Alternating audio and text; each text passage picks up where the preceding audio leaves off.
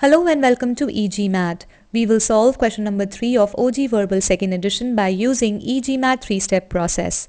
In the first step, we will understand the meaning of the sentence.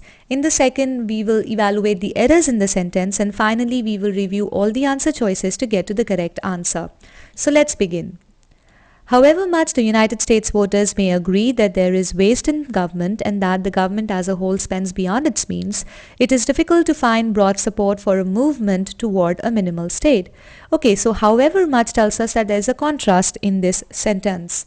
It says that no matter how much the US voters may agree upon two aspects of how the government works in general, that is, there is waste in government and that the government as a whole spends beyond its means, it is difficult to find sufficient support to reduce the size of the government.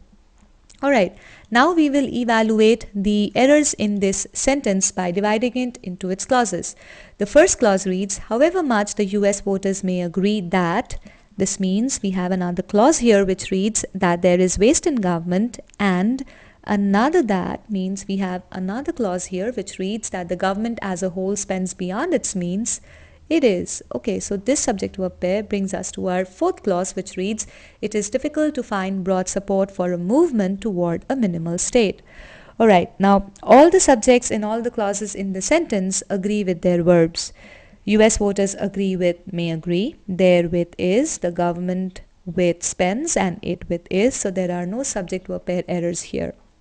Okay, now the fourth clause, which is the independent clause of this sentence, is written in the simple present tense.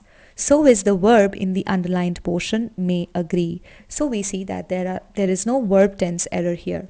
Okay, again, this sentence presents a list which talks about those two aspects upon which the US voters may agree. These are, there is waste in the government and that the government as a whole spends beyond its means.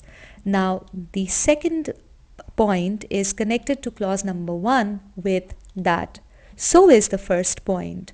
So we see that both these elements in this list are grammatically as well as logically parallel to each other. So there is no parallelism error here. Alright, so we see that the sentence is correct as is. Okay, now let's run the POE. And here we see that choice A seems to be the correct answer as there are no errors, but we'll still review the other answer choices.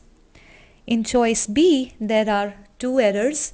May has been omitted, which means that the sense of probability has now been changed into sense of certainty.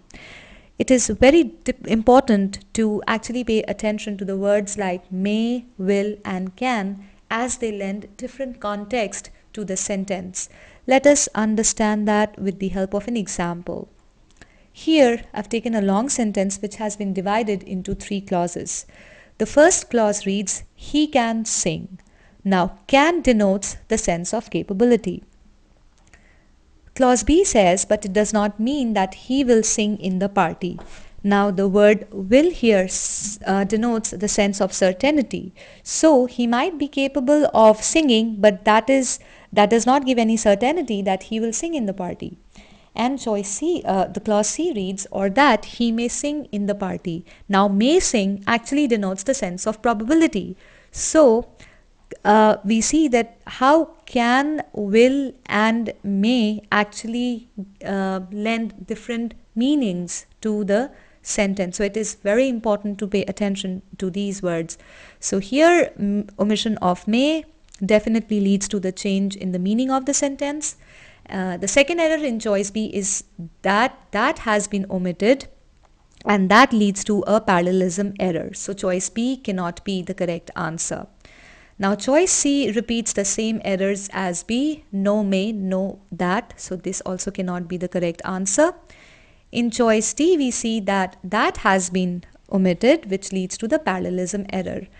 Now if you notice, even though appears to be a better usage than however much, but lack of that makes this choice wrong.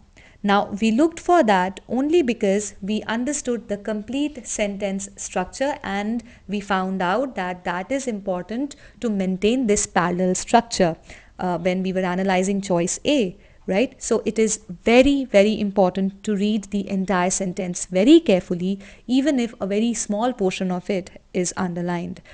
Okay, so choice D is not the correct answer. In choice E, may has been omitted, so again the sense of probability is lost, and there are two independent clauses which are not connected properly. Choice C actually leads to the run-on sentence structure, so choice E is also not the correct answer. So as we saw before, choice A is the correct answer for this sentence.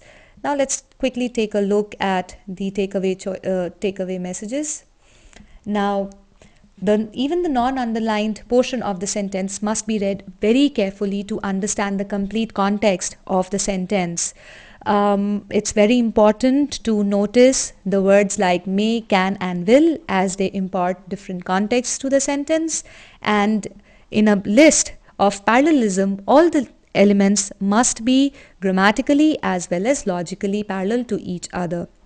Okay, and the concepts tested in this question have been covered in e-GMAT concepts level 1 parallelism, identify and correct, level 1 parallelism, helpful tips, and level 1 sentence structure part 1 and part 2. Okay,